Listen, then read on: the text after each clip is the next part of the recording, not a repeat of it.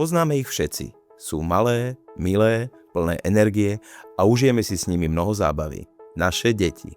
Áno, ale toto isté sa dá povedať aj o batériách. Batérie sú všade okolo nás a uľahčujú nám život. Ale batérie vedia byť aj zdrojom veľkých problémov. Hlavne, ak vaše dieťa takúto batériu prehltne.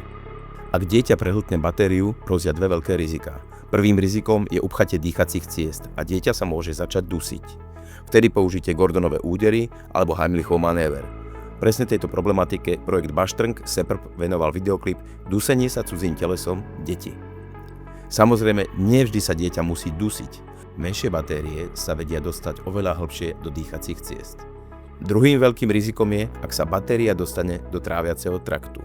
Pôsobením tráviacich šťav dôjde k porušeniu tesnenia na batérii, čo spôsobí vytečenie obsahu a nastáva podráždenie, poleptanie až prederavenie tráviaceho traktu.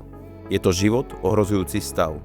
Steny tráviaceho traktu majú bohaté krvné zásobenie a pri ich poškodení, poleptaní dochádza ku krvácaniu, ktoré si vyžaduje neodkladný lekársky zákrok. V prípade, že batéria preleptá stenu tráviaceho traktu, nastáva toxický stav, pretože obsah batérie, rovnako ako obsah tráviaceho traktu, sa dostáva do voľnej dutiny. Mimoriadne riziko nastáva, ak batéria uviazne v miestach, kde sa tráviaci trakt dotýka veľkých ciev, napríklad v pažeráku, kde je v blízkosti aorty. Preleptanie steny pažeráka a následné preleptanie steny aorty spôsobuje masívne krvácanie. Naozaj tu ide o život. Už len pri podozrení na prehltnutie batérie okamžite vyhľadajte lekárskú pomoc alebo volajte tiesňovú linku 155. Predovšetkým dieťaťu nedávajte nič jesť, piť, nevyvolávajte zvracanie ani nepodávajte žiadne lieky. A nečakajte, že dieťa samo batériu vykaká.